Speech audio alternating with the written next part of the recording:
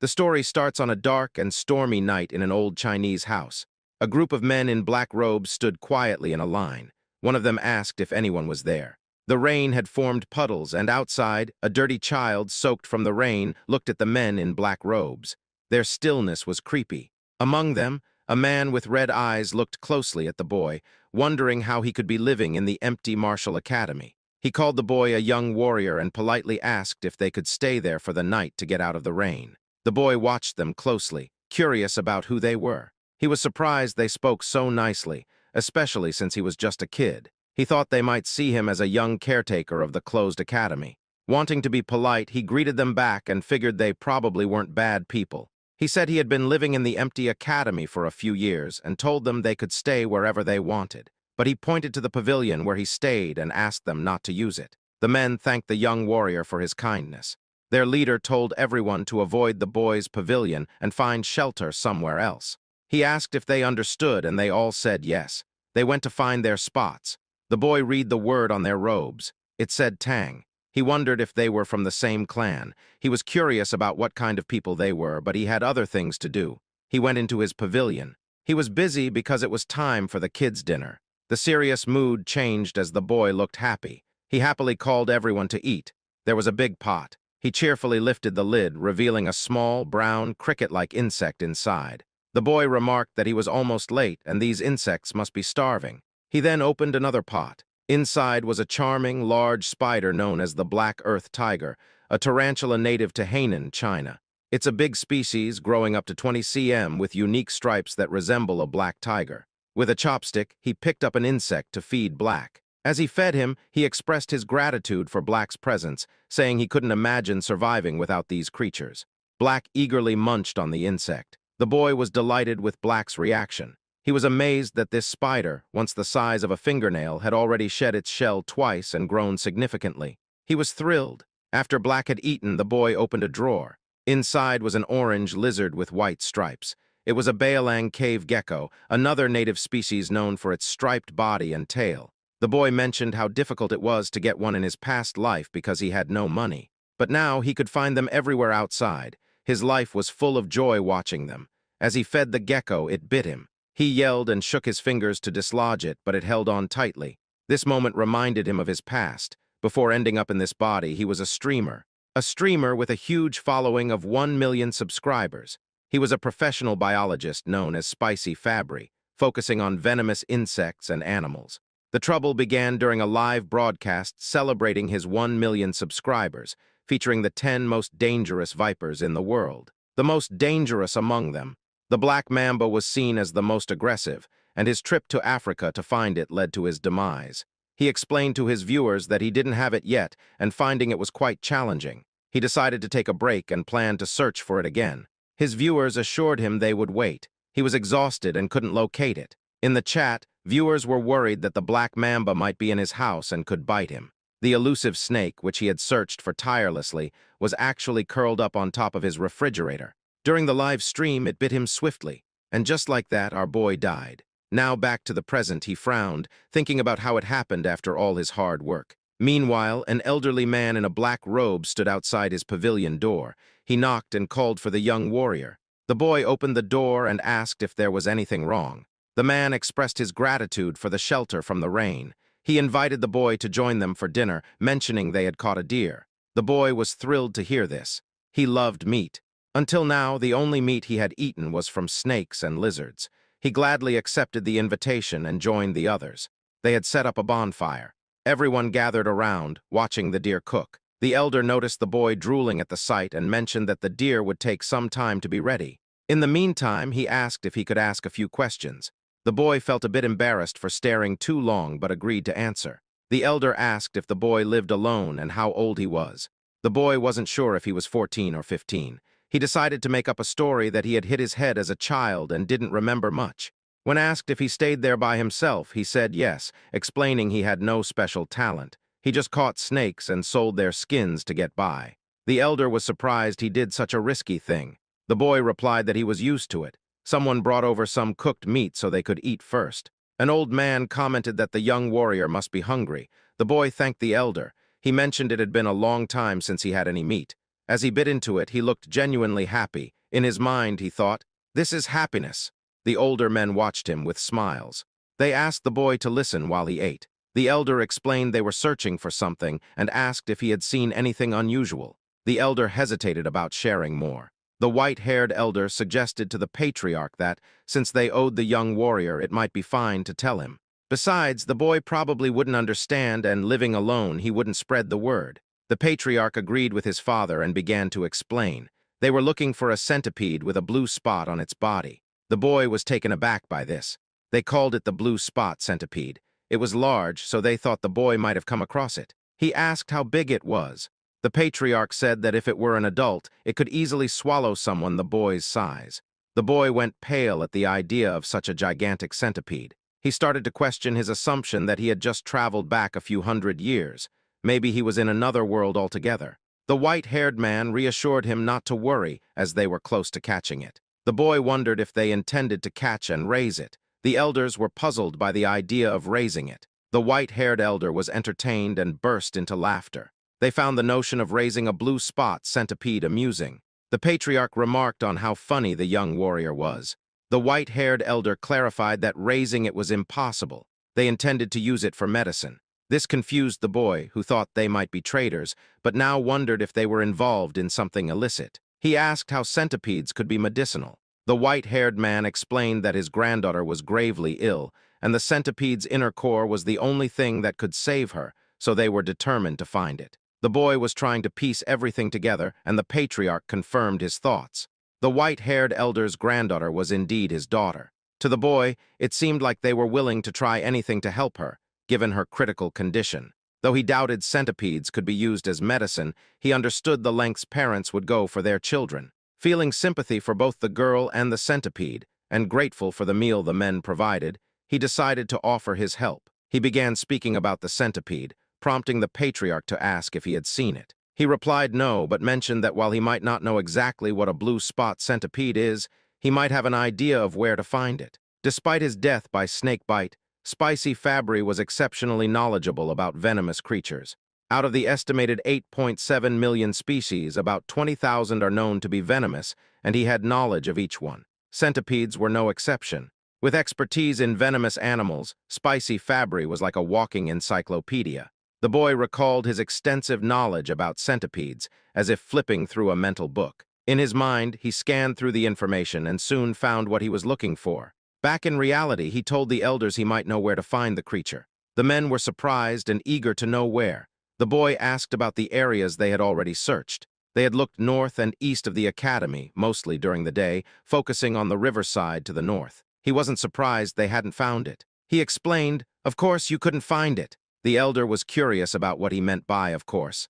They urged him to explain. Centipedes, being part of the Arthropoda phylum and Chilopoda class, have a wide range and, being cold-blooded, require shelter to regulate their temperature and humidity. Another interesting fact is that, unlike most insects with a waterproof layer, centipedes have weak waterproofing and pores on their shells. So they don't actually prefer wet places.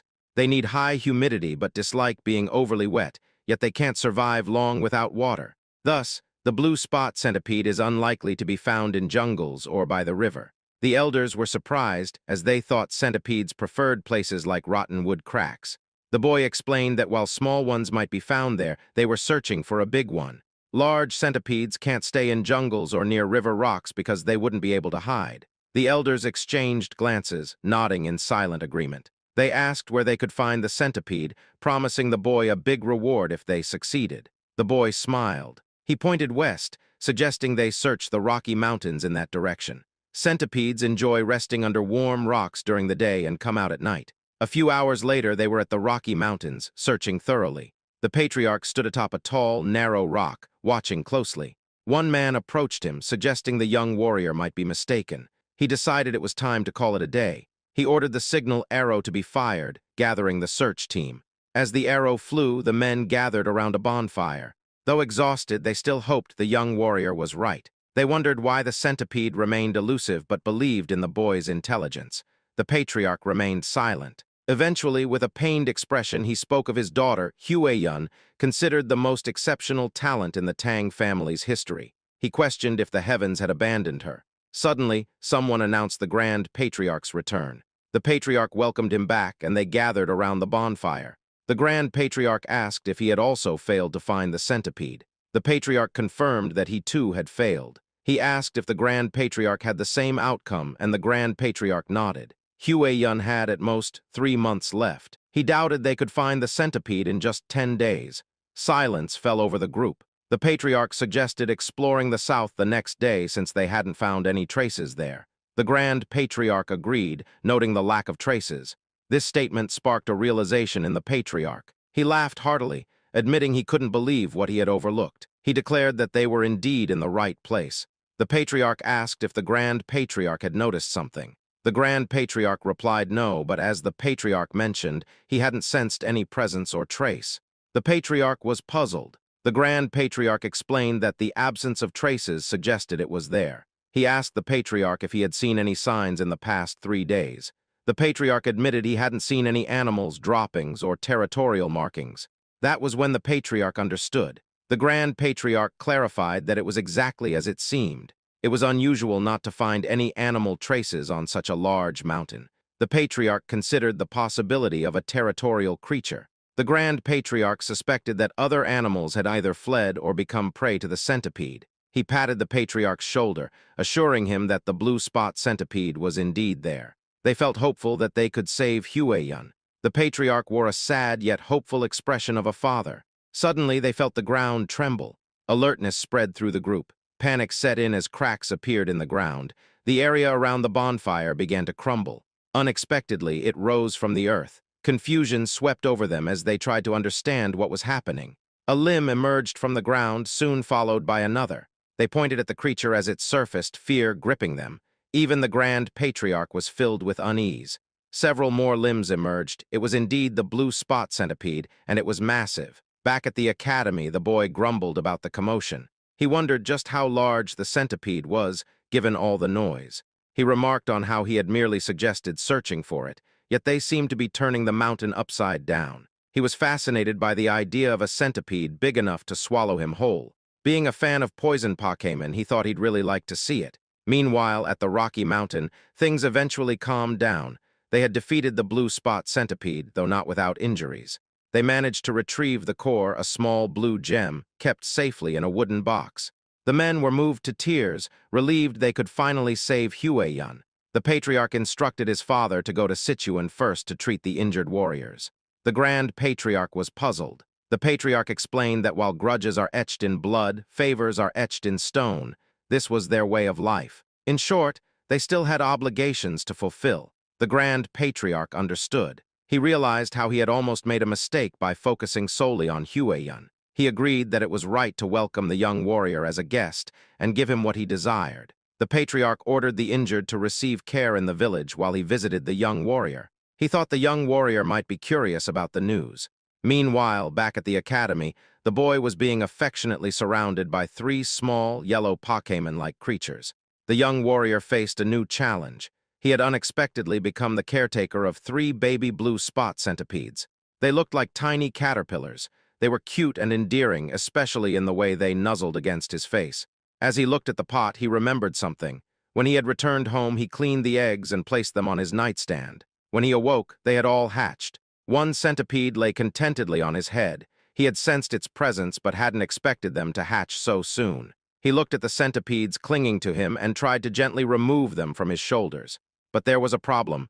They wouldn't let go, seeing him as their parent. Here's a quick recap of what happened last night. The boy was incredibly curious about this new type of centipede, so large it could swallow him whole. He told himself that enduring this challenge proved he was still spicy Fabre, even in the lair of the blue spot centipede he discovered. Driven by curiosity, he searched for it and accidentally kicked an insect in frustration. His torch fell as he lost his balance, but he was relieved to see the 3 eggs he found were safe. Luckily, the rain had stopped, or he might not have been able to retrieve even one. Realizing he needed to act quickly, he stood up to head back and clean the eggs.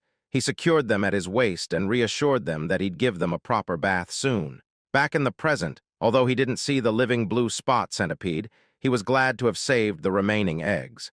He asked the little centipedes to give him some space. He knew they wouldn't eat until after their first 2 molts, so feeding them wasn't a concern yet. Still, having them cling to him was a bit of a hassle. Then he got an idea.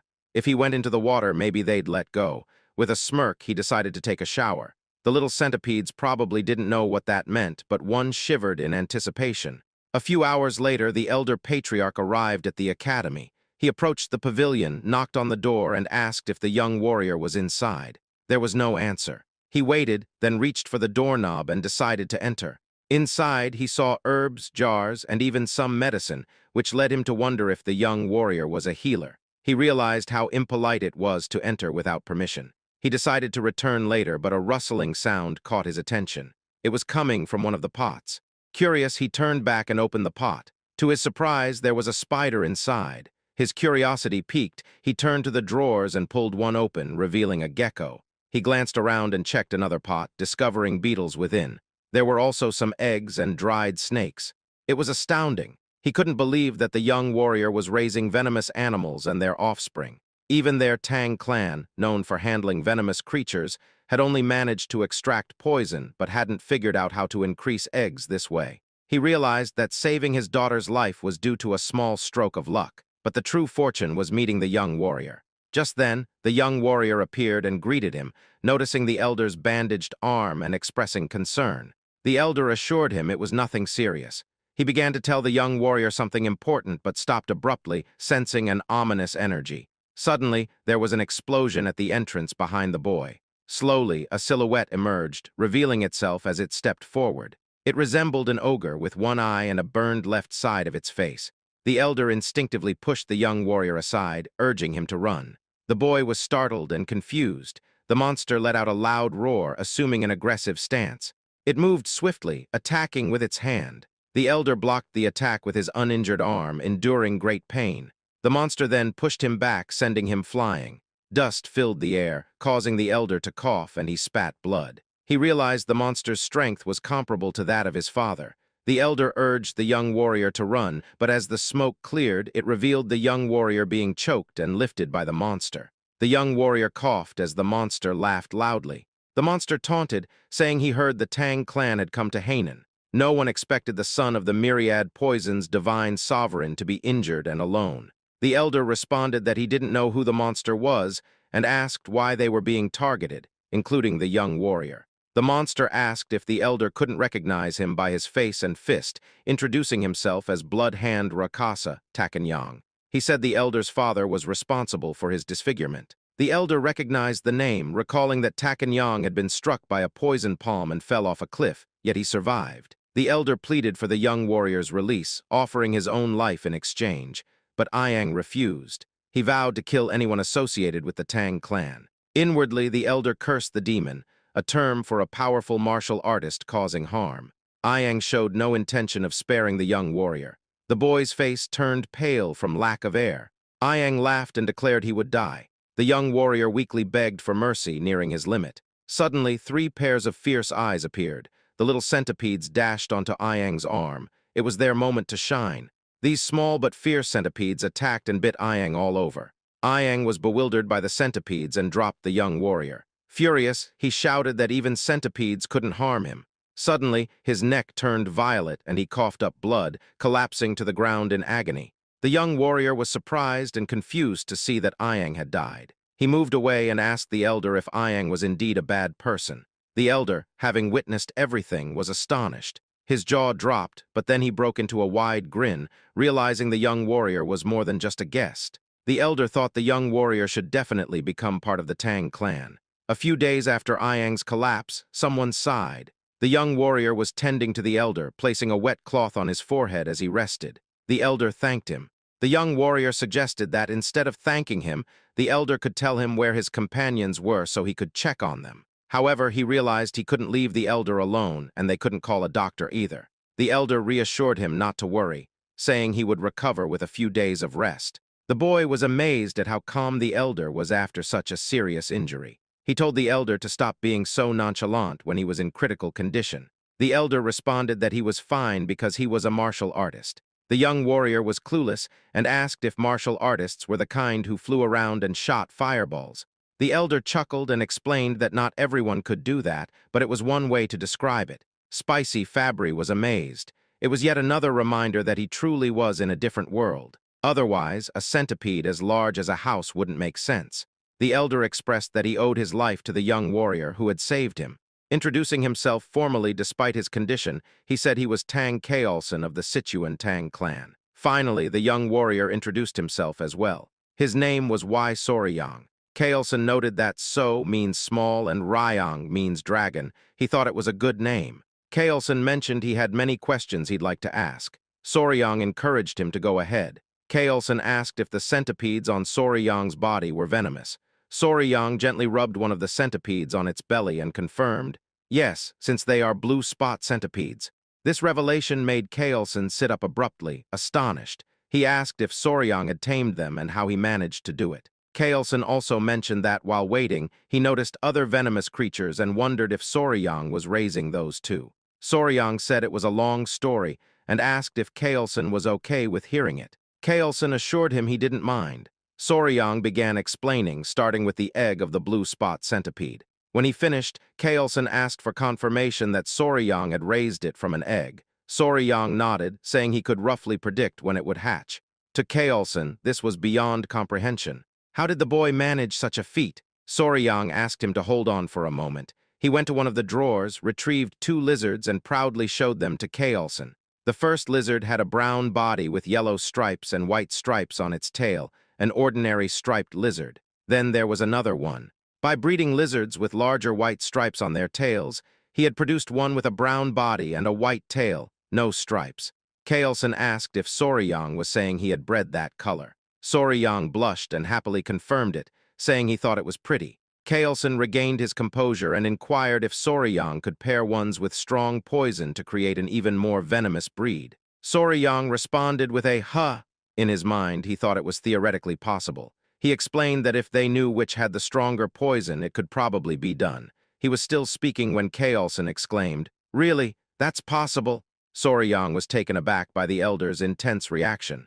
Kaolson immediately urged him to join his family. Soryang was bewildered. Kaolson tempted him further, promising that if he joined, they would generously teach him all their martial arts, provide access to all sorts of elixirs, herbs, and any poisons he desired. Kaolson claimed that someone like Soryang could even capture or raise the legendary 10 great venomous creatures of the Central Plains martial world. As if that wasn't enough, Kaolson added, not to brag but to offer, the chance to meet one of the 3 flowers of the Central Plains, his daughter. Soryang exclaimed, "Hold on," and asked Kaolson to repeat what he had just said. Kaolson, amused, remarked that even though Soryang was young, he was still a man. He resumed talking about the flowers of the Central Plains, but Soryang interrupted, telling him to forget about that. Soryang wanted to know more about the 10 great venomous creatures of the Central Plains and asked if they were as amazing as the blue spot centipede. Kaolson assured him, of course.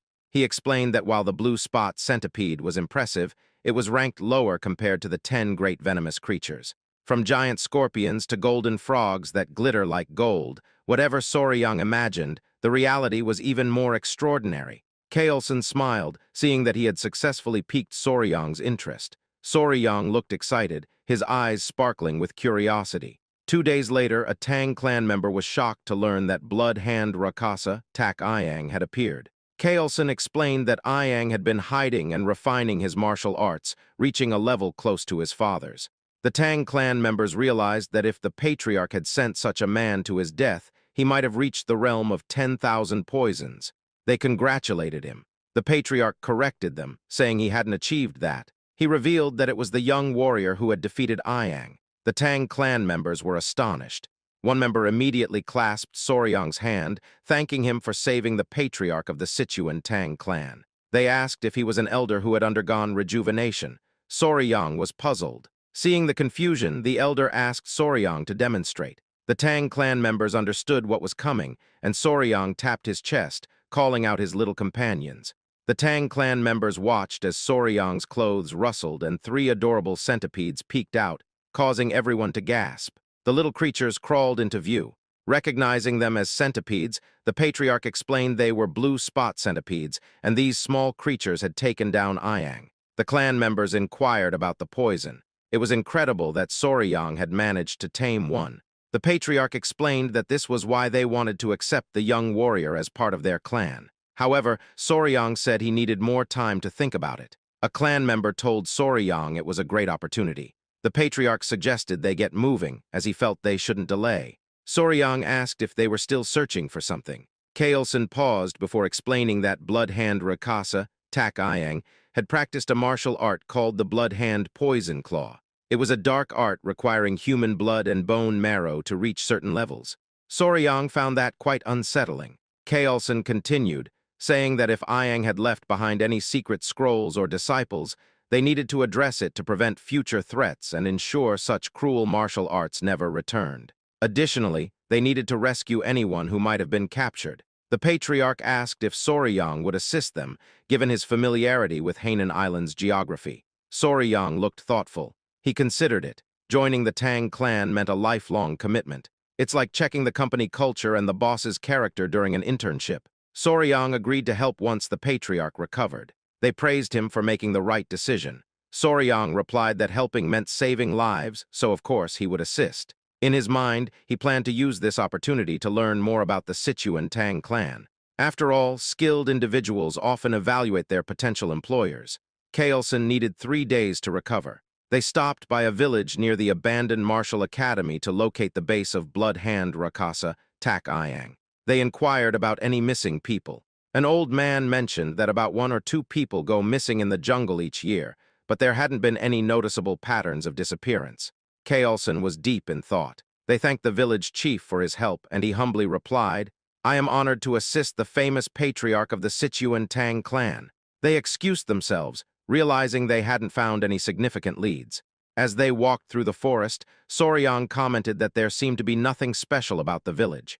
Kaelson explained that when Iang found them and revealed himself, it was near that area, but locating his base was proving difficult. Soryang also found it odd that there were no traces. He recalled what Iang had said, which sparked a realization. He asked Kaelson if he remembered what Iang said when he appeared. Kaelson admitted he didn't really recall, as he had been struck away by Iang's attack at the time. Soryang reminded him that Iang mentioned hearing that the Tang clan had come to Hainan, implying someone had informed him. Therefore, it was simple. They just needed to check the places the Tang clan had passed through in Hainan.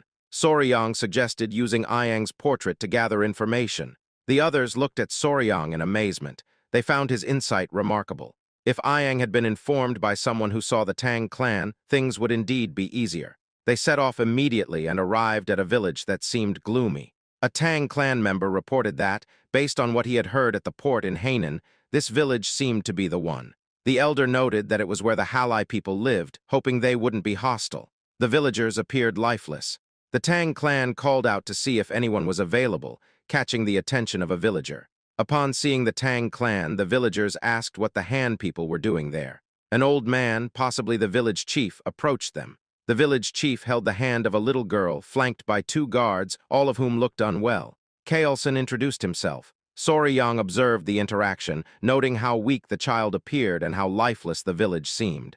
An idea struck him. He noticed that other villagers looked droopy, as if they had taken some kind of medicine.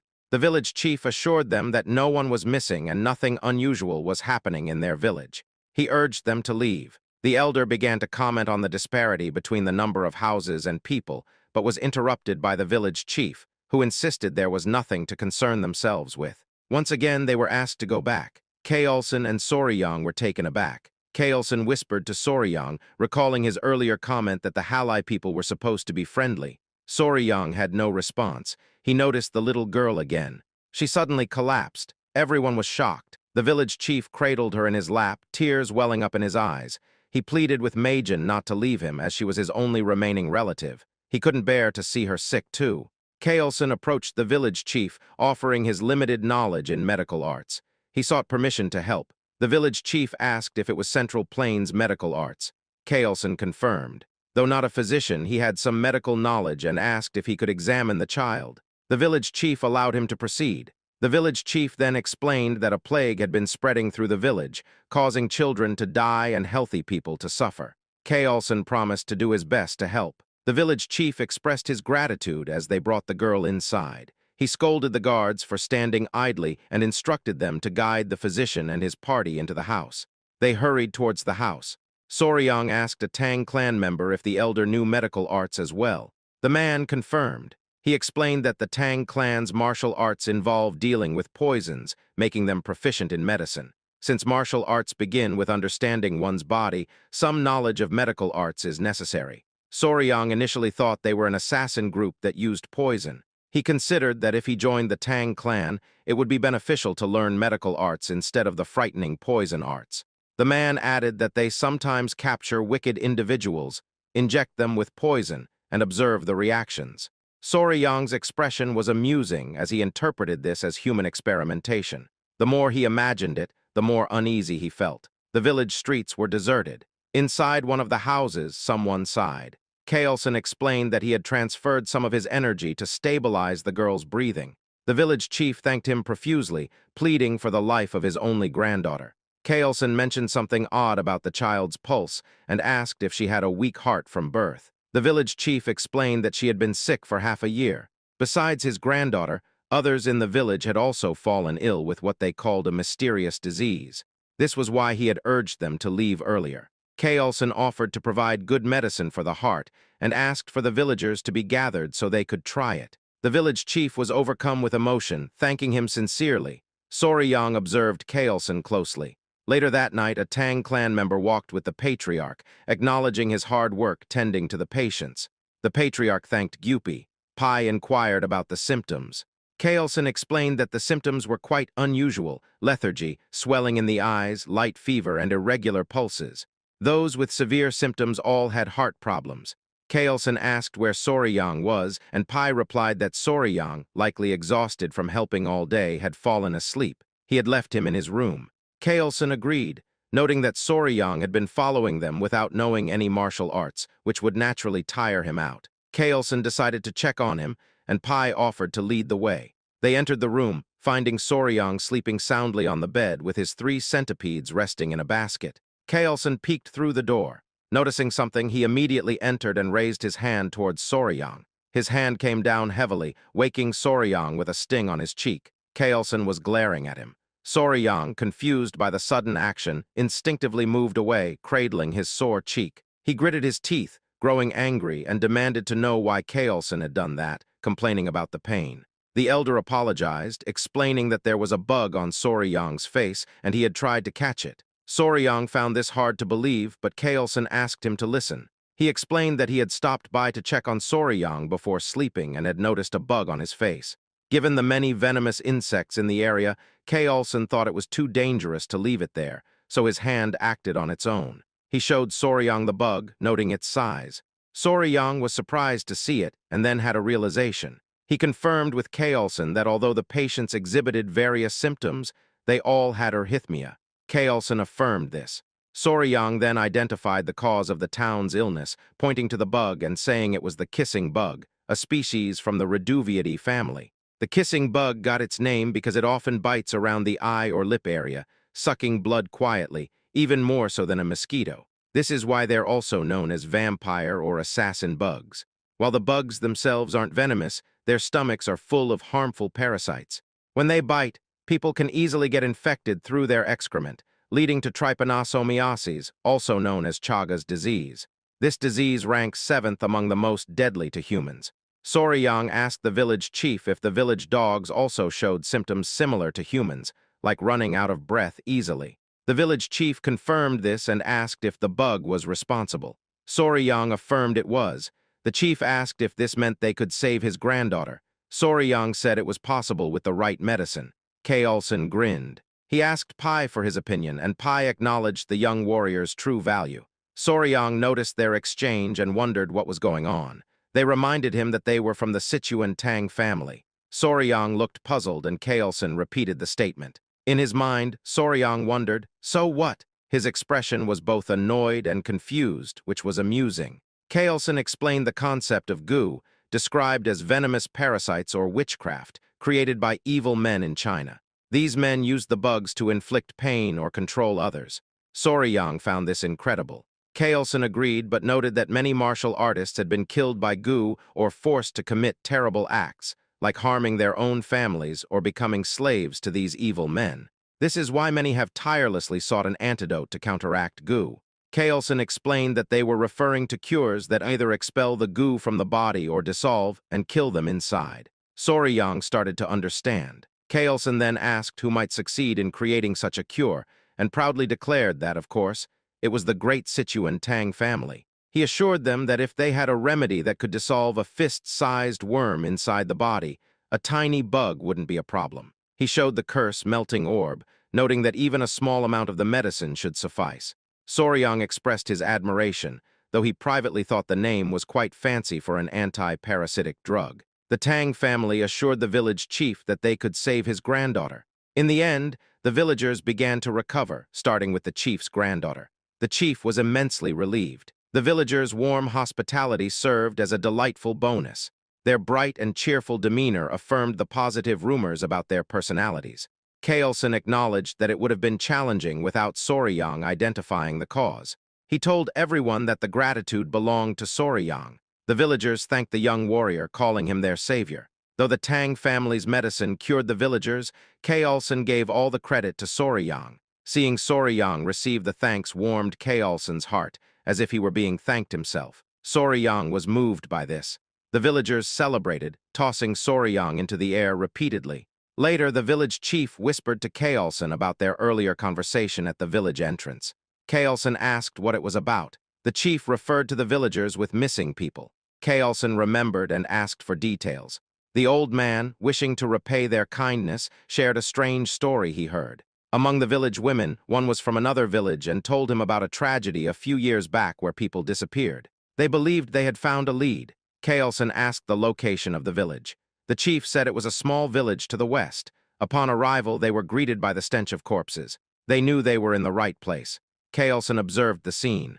Corpses, trash, and bugs littered the area, with poison lingering in the air. Pai warned Soryang not to look due to the gruesomeness, but Soryang had already seen it all. A man pointed out something unusual, a gold chicken foot. It was pecking at the corpse of a snake. Just kidding, it was a mysterious bird.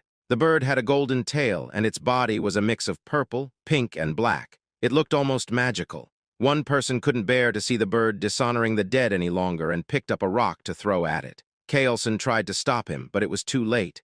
The rock missed, but they caught the bird's attention. The man was furious, but Kaelson placed a hand on his shoulder, cautioning him that something felt off. The bird spread its wings, releasing a miasma into the air. Soryang was taken aback as he watched the miasma melt the skeletons. Someone grabbed Soryang by the mouth to protect him. Kaelson quickly ordered everyone to run while covering Soryang's mouth and nose. He explained that the creature was a jianiao, which means poison-feathered bird. After escaping to safety, the group gathered around Kaelson. He described the bird, noting its 5-foot wingspan. Its beak was sharp and bronze-colored, and its body was covered in purple feathers. When it spread its wings in anger, everything around it turned black and died, poisoned by its presence. It had a golden crown on its head, giving it a truly regal appearance. Kaelson identified it as a Gen or Jianiao. Soryang's eyes lit up with enthusiasm as he asked if it was one of the 10 great venomous creatures. Kaelson confirmed it was. He explained that the Jianiao occupied the top position among the great venomous creatures, known as the king of all venom. Soryang was thrilled. In his mind, even the venomous insects and snakes of Earth seemed tame compared to this creature. He marveled at how biochemical weapons seemed to roam freely in his current world. Kaelson mentioned that the Jianiao seemed to have been drawn there by snakes carrying venom. It said that the Jianiao only eats the heads of venomous snakes.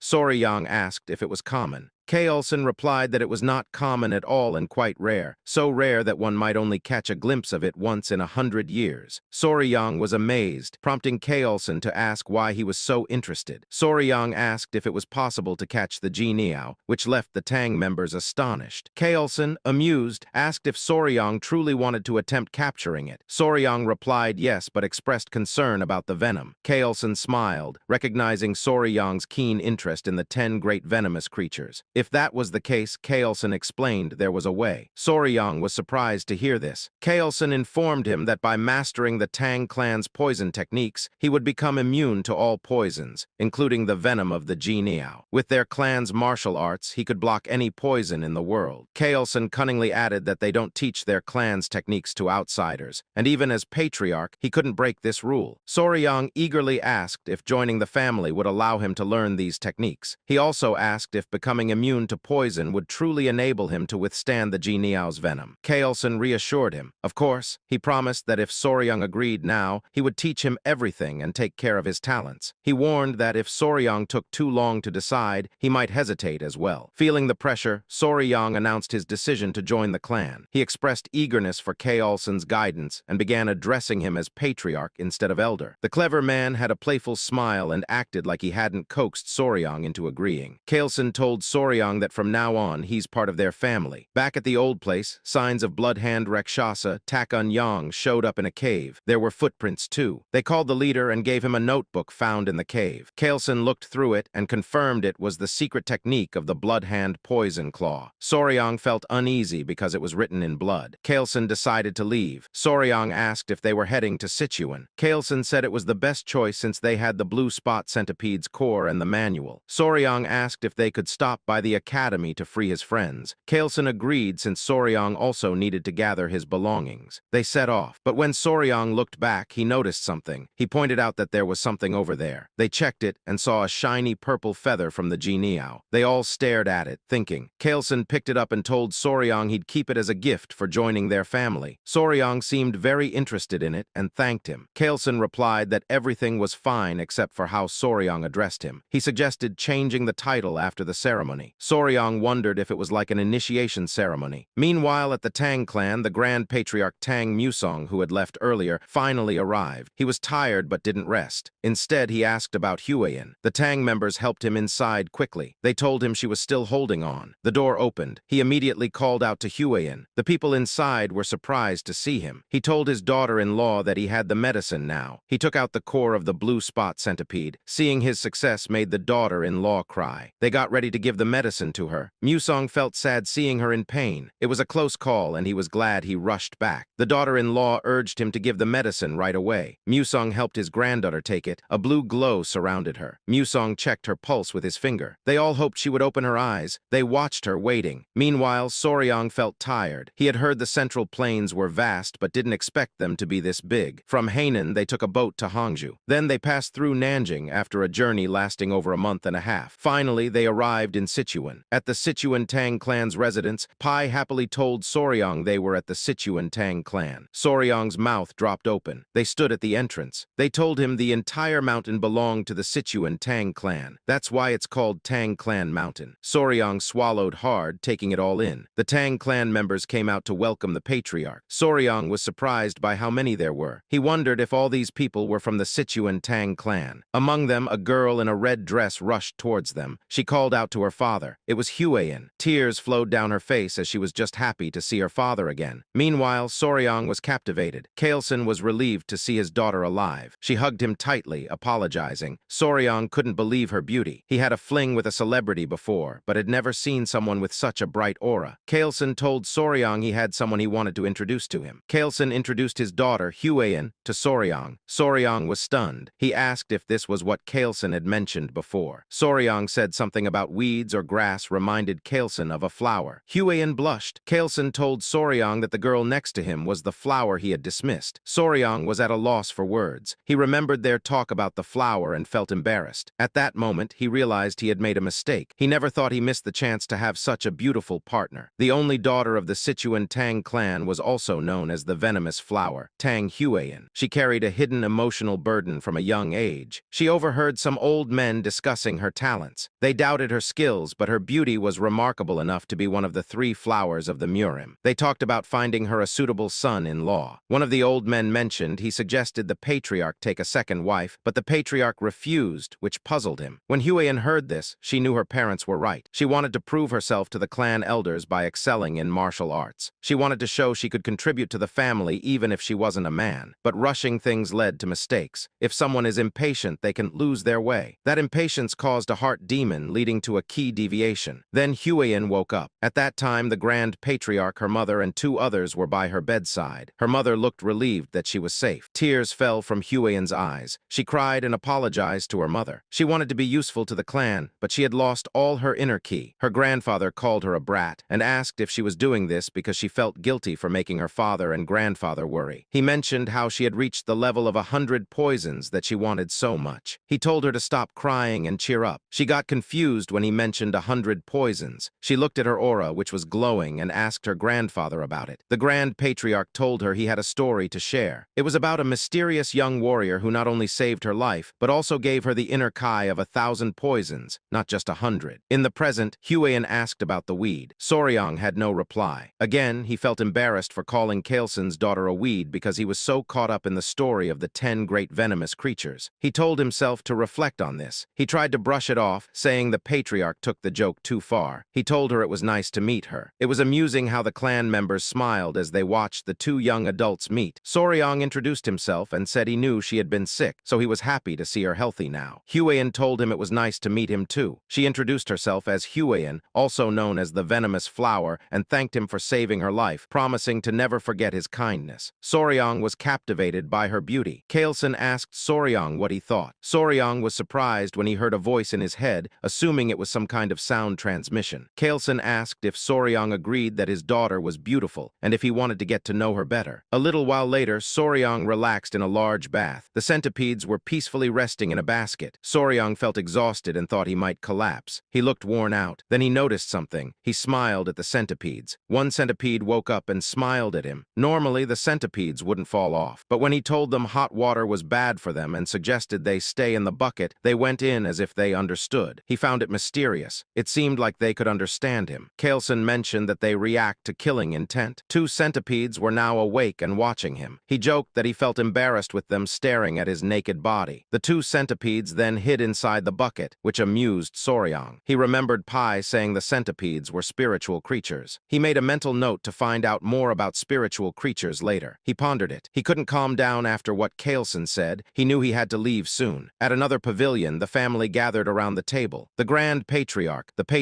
his wife, and daughter were there. Kailson announced he'd give the East Wing room to the young warrior. This room was part of a traditional Chinese residence for couples. The Grand Patriarch asked if the young warrior was truly that talented. The Patriarch confirmed, saying they thought they met by chance, but it was the person, not the encounter, that was special. He explained that the warrior's knowledge of venomous creatures was extraordinary, and he had even killed Iang. Additionally, he had encountered legendary spiritual creatures like the poison-feathered bird and had hatched the blue spot centipede eggs himself. The Grand Patriarch noted that the Patriarch had found a treasure. Their attention turned to Huiyin. Kailson told his daughter he wanted the young warrior as his son-in-law and asked for her thoughts. Huiyin considered what that meant. Then she understood and fell silent. She wanted to prove she could be even more helpful to their clan now that she had the 1,000 poisons constitution. She replied that she was a member of the Tang Clan and understood what her father was saying. But she told him that whether the young warrior deserved her was something she needed to find out for herself. Then she ran out of the room, making it an awkward moment. In Kailson's mind, the young warrior should be cautious. As beautiful as his daughter is, she also has sharp thorns. Huiyin ran quickly. She felt hurt. Now that she had the 1,000 poison constitution, if she stopped there, the elders would never recognize her. She decided to thoroughly evaluate what kind of person the young warrior was, from his qualifications to his personality. Meanwhile, Soryang was thinking about what he should do. He knew she might hold a grudge against him. He asked his kids, the centipedes, for advice. Suddenly, Huiyin appeared, shocking him. She looked stunning. She asked him to excuse her for a moment. She was in a hurry and asked for his hand. He gave it to her like a dog giving a paw to its owner. Then he blushed. He said he didn't know why she was in a hurry, but suggested doing such things after getting to know each other better. He shyly mentioned there's an order to such things. Huiyin asked what he was talking about. Then she realized, and her face turned red like a tomato as she corrected him, saying that wasn't her intention. Soryang felt cold and disappointed upon realizing it wasn't what he thought. There was an awkward silence. Huiyin sighed. She clarified again that it wasn't what he thought. She just wanted to check his pulse. She guessed that he misunderstood because of her sudden request. Soryang felt embarrassed. She sat beside him, apologizing for appearing suddenly and acting rudely. She told him that he's young and not yet of age, but he seemed thoughtful, so she planned to explain what was going on. She started explaining, and Soryang listened closely. From what he heard, it felt like a medieval drama. As the only direct descendant, Huiyan constantly dealt with the schemes of the branch families. To ensure the family line continued, the elders planned to find a capable son-in-law. They even considered how Soryang's status might change if he joined the family. Huiyan apologized in advance, as there was something she needed to confirm. She told him that even if things didn't go well, she had no intention of treating him poorly. She acknowledged him as her benefactor and wanted to treat him as a guest or like sworn siblings. Soryang extended his hand. He told her he understood, so she was free to confirm whatever she needed. She observed him. She took his hand and placed her fingers on his pulse. A blue aura began to surround her. She explained that the Tang clan's martial arts weren't something just anyone could learn. Some people could accept toxins into their bodies and master the techniques, while others couldn't. That's why their poison techniques required gradually adapting to poisons as internal energy grew. Only by accepting them all could one achieve mastery. The poisons had tiers. It started with 5 poisons, then 10, 100, 1,000, and finally 10,000 poisons. Fortunately, Soryang's body was capable of learning the poison techniques, but it was only at the 10 poisons level. This meant his body could handle only 10 types of toxins. Having a 10 poison body was impressive, especially for someone not born into the Tang clan. Soryang was shocked. Huiyan continued to explain that in terms of skill, it would place him at the level of a first-rate martial artist, the highest level someone without innate talent could achieve. She decided to take her leave. He saw her off. Soryang thought about having a 10 poison body. He turned pale, realizing it might mean he couldn't catch the Jianiao. For Soryang, this was a serious matter. A few hours later, someone stepped out of the bath. It was Huiyan, and it was quite a sight. She noticed that ever since she took the blue spot centipede's inner core, her body emitted a strange scent, even though she bathed several times a day. As she got dressed, she wondered if it was some kind of punishment for speaking ungratefully to the one who saved her life. Meanwhile, Soryang was deep asleep. In his dreams, he talked to someone who thanked him for his kindness. It was Huiyan. He asked if he was dreaming. Huiyan answered that it might feel like a dream, but it wasn't. This Huiyan explained she borrowed the appearance of the girl who consumed her inner core to avoid startling him. She introduced herself as the mother of all those creatures, the blue spot centipede. Soryang struggled to understand. 3 little girls approached him. He figured they were her babies. He asked how she appeared in his dreams. She explained that she was killed without mercy, leaving her children behind, and her grudge reached the heavens, causing her spirit to linger in the inner core. She added that while cursing from within the body of the girl who consumed her core, a chance to resolve her grudge arose, allowing her to appear in his dreams. It was because he brought all her children with him. Soryang realized he had unintentionally been part of the blue spot centipede's demise. He didn't mean to, but he felt involved in her death. He watched her. She asked if he could fulfill one request for her. He agreed and promised to do whatever she asked. She requested that he take care of her children until they were fully grown. Soryang was puzzled since centipedes are supposed to become independent after molting twice from their mother's body. The mother centipede explained that her offspring remained dependent on the kai from her inner core until they shed their shells twice. Afterward, they needed the true kai of other beings to grow. Soryang asked if this meant the babies needed to stay with Huiyan since she consumed the inner core. The mother centipede informed him of the circumstances. She revealed that she had cursed the girl so her body emitted a foul odor, ensuring no man would approach her and preventing her from having children. In exchange for lifting the curse, the mother centipede proposed that her children absorb the kai from Huiyan's inner core. She hinted that Soryang might also win Huiyan's heart this way. Soryang thought about it, then smiled and replied that it didn't feel right to him. He didn't want to take advantage of Huiyan's challenging situation. The mother centipede admired his honor and asked how he planned to tackle the challenge. She noted that Huiyan was looking for a strong man and that she couldn't provide the inner core of the 10 great venomous creatures for him. This gave Soryang an idea. He asked the centipede to trust him. He assured her that he would handle it and things would work out. The next day, Soryang and Huiyan sat side by side. Huiyan now understood that the smell from her body was due to the blue spot centipede's inner core. Soryang confirmed this and explained that if she attached the centipedes to her body every few days to let them absorb the kai, the smell would naturally fade. Huiyan hesitated but asked if it was okay for him to help her without expecting anything in return. She knew he could easily ask for compensation. Soryang smiled and said he couldn't bring himself to exploit a woman's difficult situation. He refused to be that shameless. Huiyan was surprised by his response. She felt guilty and said she wouldn't continue accepting his kindness without offering something in return. She began to take her father's words seriously. Seeing Soryang, she realized there were things more valuable than talent or martial prowess. Soryang mentioned he had been thinking too. He recalled when she said he had 10 poison bodies and could absorb only 10 types of toxins. Soryang had an idea idea if he could only take in 10 types of toxins, he should aim to fill those slots with the toxins of the 10 most venomous creatures of the Central Plains. Huion was surprised by his ambition. Huion interpreted Soryang's ambition as a desire to become the strongest under the heavens for her sake, which made her blush. For Tang Huion, known as one of the 3 flowers of Murim and the venomous flower, this was the first time a man had made such a bold gesture toward her. Blushing, she asked Soryang if he realized what he had implied. Soryang replied that he didn't. Huion explained that the path he was considering would be incredibly tough and challenging. It might take 10 years, 20 years, or even a lifetime to achieve such a feat. Soryang's expression turned grim as he wondered if it would indeed take that long, while Huion's cheeks remained flushed. Huion mentioned that Soryang was 15 years old, and in 3 years, when he came of age and was ready to marry, if he managed to succeed in dealing with even one of the 10 great venomous creatures by then, she would be impressed. She shyly suggested that if he succeeded, there might be a possibility of a wedding. She then cheered him on and, embarrassed, dashed away. Soryang was puzzled and called out to her. She turned back and asked if he had something more to say. He suggested she get treated and stay for a couple more hours. Embarrassed, she returned. He reassured her that there was nothing to worry about since the little centipedes wouldn't bite. He gathered his centipedes and told them to go to their mom instead of their dad. Hearing that made Huion blush even more. She questioned the use of dad and mom, but Soryang quickly clarified that it wasn't what he meant. Meanwhile, Kaolson, his wife, and Museong were gathered at the table. They discussed how the extraordinary talent of the young warrior seemed not to have won Huion's heart yet. Museong asked if they had seen them that morning, noting that it seemed like something was happening between the two. Huion's mother remarked that it appeared Huion had turned Soryang down. The men pondered this. Museong stated that forcing a marriage wasn't the right approach, and that it would be better for them to develop feelings naturally. Huion's mother suggested that Huion take charge of the young warrior's martial arts training so they could spend more time together and grow closer. Chiolson thought it was a good idea. Museong mentioned that they should see if the elder healer sage could grant the purifying elixir of marrow and essence. If the young warrior's aptitude was low, the elixir could enhance it. Chiolson was surprised by this suggestion, noting that it hadn't been possible for Huion, so they shouldn't get their hopes up. Museong agreed. At that moment, Huion was outside the door. She announced herself to her father. Chiolson asked what brought her by at that hour. He invited her in. She blushed, not expecting to see all 3 of them there. She came with something to say, blushing again. In one burst, she declared that she would do as her father suggested. Chiolson was taken aback and asked what she meant. Huion's mother invited her to sit and gently inquired if she meant that the young warrior had caught her interest. Embarrassed, Huion struggled to speak. Chiolson was curious about the sudden change, especially when they thought she wasn't interested before. She began talking about the young warrior, explaining that Soryang had promised to become the greatest in the world for her. He had made such a promise to her. Chiolson was intrigued. Encouraging her to continue, he listened as she explained that Soryang, despite his innate talent being at the level of 10 poisons, vowed to overcome this by defeating the 10 great venomous creatures for her sake. Museong found this amusing. Chiolson was surprised and Museong laughed, commenting on Soryang's courage. Huion's mother was impressed. Finding a suitor like that was rare. She explained that although her heart was willing, she had told Soryang she would only agree to marriage if he could capture one of the 10 great venomous creatures before he came of age. She wondered if he understood her response. Her father joked that she should have set the bar at capturing at least 3 creatures. Her mother commented that men aren't always the sharpest when it comes to such hints. Huion asked if she should go clarify it to Soryang. Her mother advised against it, saying that if Soryang doesn't realize they've already given their approval, he'll just work harder. Museong suggested treating him as a prospective son-in-law while acting as though they're still undecided. They expected that with all his efforts, he would naturally become part of the family. Meanwhile, the mother centipede praised Soryang for impressively winning over Huion's heart. He replied that it was all about having guts and perseverance. She smiled warmly at him, calling him her benefactor and informing him that it would likely be her last act. Her resentment had been resolved, and her soul would soon ascend to the afterlife. She offered to do anything possible for him before she left. Soryang thought for a moment and asked if he could see her true form. She felt shy but recognized it as a reasonable request, thinking he might have a weakness for lust. She revealed her shoulder and was about to strip. Soryang quickly asked if she really needed to take it off, which made her blush even more. She asked if she should refrain. Soryang clarified that wasn't what he meant. The children amusingly covered their eyes. He explained he wanted to see the appearance of a blue spot centipede. Realizing her misunderstanding, she felt horrified. Smoke enveloped the area, and then she revealed her true form. Soryang gasped at the sight, excited and happy happy to see her in her natural state. He was amazed by her size. He asked if he could touch her, already doing so as he marveled at her waterproof body and imagined her movements. He inquired about her legs, venom strength, eyes, and antennae, all while eagerly examining her. Soryang was so passionate about examining the centipede that the children, still covering their eyes, looked really cute. He was so enthusiastic that he even wanted to touch her fangs. She warned him it was dangerous, but he insisted. This made the blue spot centipede a bit worried. She started to wonder if her daughters would be okay with this man, as she sensed his touch was anything but ordinary. It was both funny and odd how Soryang drooled as he caressed her. Later, Chiolson met with Soryang over a cup of tea. He informed Soryang that he had heard everything from Hueyan, and thus Soryang would be treated as their son-in-law. Soryang mentioned he thought he was supposed to wait 3 years. Chiolson interrupted, saying the wedding would naturally occur when Soryang came of age. Soryang tried to clarify, but Hueyan's mother enthusiastically welcomed him into the family, introducing herself as his mother-in-law. Museong was pleased too, stating that Hueyan had found a suitable match and their clan would prosper even more. Soryang looked at Hueyan, confused by the sudden acceptance when there were supposed to be conditions for marriage. He thought they might have accepted him without much discussion. Deciding to go along with it, he said he looked forward to everyone's guidance. Soryang was puzzled when Museong suggested to Chiolson that they should get started immediately. Chiolson informed Soryang that before he could learn the Tang Clan poison arts, there was something they needed to show him. Soryang asked what it was. The elders smirked, and Chiolson revealed it was the Hall of 10,000 Poisons, something he was sure Soryang would love. They had been waiting for this moment, for Soryang, as a family member, to take his first steps into the Hall of 10,000 Poisons, a treasured tradition for the entire family. Soryang addressed Museong as grandfather and expressed his eagerness. Soryang was excited, assuming it was a place where 10,000 kinds of poisons gathered. But as he looked at Hueyan's profile, he couldn't help but be in awe of her beauty. Soryang remembered the saying that beauties are best admired from the side, and at that moment, it felt like a photo shoot come to life. He blushed, which amused his in-laws. They smirked knowingly. Chiolson joked that at this rate, Soryang might wear out his daughter's face, pointing out that Hueyan was his woman now, yet he gazed at her so absent-mindedly. His mother-in-law remarked that Soryang seemed completely smitten with Hueyan. Both Hueyan and Soryang turned red. Hueyan told him to watch where he was walking, and Soryang stuttered a reply of agreement. A short while later, they stood before a large door. 2 men with bulging muscles stood proudly on either side. They reminded Soryang of Yupin and Ipin for some reason. A man in the Tang Clan's robe stood in the center and welcomed the Grand Patriarch. Museong ordered them to open the gate, as he intended to show his grandson-in-law the Hall of 10,000 Poisons. The men complied. In his mind, Soryang noted how the security seemed absurdly tight for something out of the Middle Ages. The man in the black robe announced the opening of the gates, and the 2 muscular men exerted all their strength to push open the heavy door. The man in black remarked that the gate was opened quicker that day. Soryang was surprised by this observation. Once the gate was fully opened, the 2 muscular men looked exhausted. The man in black invited them inside. Chiolson glanced at Soryang briefly. As they walked through, Soryang felt compelled to look at the tired, muscular men. To offer some consolation, Chiolson explained that the iron gate was forged from Kunyu steel, sourced from the southern wilderness. Even opening the gate was considered an honor. They arrived inside the hall, a treasure trove where the Tang Clan of Sichuan stored all its poisons. Called the Hall of 10,000 Poisons, it held exactly that many poisons. Museong cautioned Soryang to be careful and not touch anything recklessly. Soryang assured him he understood. He also confirmed if the hall indeed contained 10,000 poisons. Chiolson explained that the poisons are meticulously categorized, including paralysis poisons, sleep poisons, and many more. The elders enjoyed teasing the young couple. It was clear when Chiolson asked Hueyan to explain the poisons to Soryang, knowing he would enjoy hearing it from her. Embarrassment washed over Hueyan and Soryang as they blushed. Nonetheless, Hueyan took on the task. Hueyan took Soryang's hand and led him to the Tang Clan's strongest poison. The elders watched their interaction with fondness. She started by pointing out the Kai dissipating poison. This poison is feared by martial artists because, once inhaled, it renders their energy unusable. She advised Soryang to be extremely cautious. She also showed him the elementary canal necrotizing poison, spirit-destroying poison, bloody pulp poison, and 7-step soul-snatching poison. She explained that while all these are potent, the Tang Clan's strongest poison is something else entirely. She handed him a small seed, leaving Soryang puzzled. In his mind, he compared it to a tiger bean. Hueyan explained that it's the most powerful poison in existence, aside from the venoms of the 10 great venomous creatures. She added that it's a plant symbolizing the Tang clan, called the seed of the castor plant. Soryang was intrigued by its castor seed. He thought of ricin, a highly potent toxalbumin, where just 2 milligrams can be lethal to an adult. It was famously used in the umbrella assassination of Bulgarian dissidents during the Cold War. Ricin is a poison 100,000 times stronger than cyanide. Soryang remarked that it's the poison closest to the Tang clan's ideal, colorless, odorless, tasteless, and formless. That's why they named it the rarest and most precious of all poisons, the golden poison. When used to kill, it's known as a golden death. Huayan told him to remember that the strongest poison isn't the one that inflicts the most agony or causes the most gruesome death. The strongest poison is the one that kills silently, swiftly, and without leaving a trace. Huayan shared that the Sichuan Tang Clan's poison arts strive for this ideal of stealth and certainty. In Soryang's mind, they seemed like a clan of assassins. Museong told them that was enough for now and invited Soryang to see the venomous beasts he had been eager to see. Museong even offered that if Soryang was interested, he could oversee their care, with the clan providing full support for anything he needed. To Soryang, this translated to them supporting his hobby, which made him look very excited. As they were about to leave, the patriarch was urgently called. Pai arrived, panting from running. They asked him what was the matter. Pai said the patriarch needed to head to Black Tortoise Pavilion immediately. The patriarch asked why. Pai started to explain about the clan elder, but Museong cut him off in anger, demanding to know what those bastards were up to now. Soryang wondered if they were referring to the branch family members Wian mentioned. Pai informed them there were 2 issues. First, the medicine sent to the Sichuan city lord didn't work as expected, and he sent back a letter full of complaints. Before Pai could reveal the second issue, he glanced at Soryang, who sighed. Pai then revealed it was about the Hall of 10,000 Poisons, and Museong anticipated that rumors were already spreading. They decided to leave for now, but not without Museong insisting that Soryang accompany them. At the Black Tortoise Pavilion, the elders noticed the patriarch and began complaining about the critical decision he made on his own. They protested his choice of pairing Huayan with an orphan of unknown origins. This triggered Chialson. He was displeased with them, referring to Soryang as an orphan with unknown origins. Chialson began emitting a green aura from his body, questioning if they were insulting his son-in-law. The elders of the clan insisted their concerns were valid. Museong, clearly agitated, declared that he was the one who made the decision and asked if they had a problem with it. The elders were taken aback and turned to the Grand Patriarch, hoping he would reason with the patriarch. They argued that entrusting the management of the 10,000 poisons to an outsider with unproven abilities was absurd. Museong reiterated that he had given his approval. During this exchange, Huayan was conscious of Soryang and whispered an apology to him. Soryang initially thought, "Goodness," he sighed, realizing she was worried about him when it should be the other way around. Everyone was surprised when they heard Soryang speak up, saying, "Excuse me, sorry to interrupt your conversation." He proposed that since the issue stemmed from doubts about his abilities, he should demonstrate his skills to prove himself to the clan elders. The elders were caught off guard. Soryang suggested he could resolve the issue with the Sichuan city lord to prove his worth. Huayan asked him in a hushed tone what he was trying to do. Soryang wasn't typically the type to step forward and cause a fuss, but he wouldn't let anyone disturb his peaceful life as a pet owner. He had left the elders speechless. Eventually, they became agitated and lectured him for interrupting the elders' conversation. They challenged him, asking if he even knew what the Sichuan city lord's letter said before barging in. They called him an insolent nobody and reported him to the clan head for daring to meddle. The elders used this opportunity to argue for a son-in-law from a respectable, established martial clan instead. Chialson's wife was starting to get annoyed. Inside, Soryang thought about how these old codgers sounded more absurd the more they talked. Back when he was Spicy Fabre, he had more than 1 million total subscribers and over 3,000 viewers per stream on average. He pointed out that it seemed the elders still refused to recognize him as the son-in-law of the Sichuan Tang Clan. In essence, Soryang was still considered a guest. With Spicy Fabre's large fan base, he was used to handling disruptive trolls who caused chaos without reason. Soryang emphasized that he had saved the precious daughter of the Sichuan Tang Clan, Lady Huayan. Moreover, he had defeated Blood Hand Rakshasa, Takun Yang, and saved the patriarch's life. He challenged the elders, questioning if insulting a guest and benefactor was part of the Sichuan Tang Clan's etiquette. Inside, Soryang knew the malice he faced from the elders was nothing compared to the trolling he dealt with as a streamer. It was almost cute by comparison. The elders were embarrassed and admitted they had spoken hastily and out of desperation. In his mind, Soryang found them pathetic. The Grand Grand Patriarch was impressed by Soryang. One elder suggested that claiming to have taken down Takun was too much. The Patriarch affirmed Soryang's claim, showing them a document. The elder gasped upon seeing it, and their jaws dropped when they realized it was the Blood Hand Poison Art's secret manual. Written in blood, it was authentic and belonged to the blood sect. The Patriarch encouraged Soryang to show the elders the spotted centipedes. Soryang gently tapped his chest, inviting the elders to look. The 3 baby spotted centipedes emerged happily. The elders felt uneasy at the sight. The Patriarch explained that they were offspring of the blue spotted centipede and proudly shared that his son-in-law was raising them. He recounted how these little ones were the ones who bit Takun to death. The elders were incredulous, confirming with the Patriarch that the young warrior had indeed managed to control a blue spot centipede. The Patriarchs Soryang and Gyup had devilish grins as they teased the elders. Chiolson pointed out that referring to Soryang as a young warrior was a sign they hadn't accepted him as his son-in-law. Soryang even managed to warn them jokingly that if they bit, they'd end up as black and lifeless as Takun.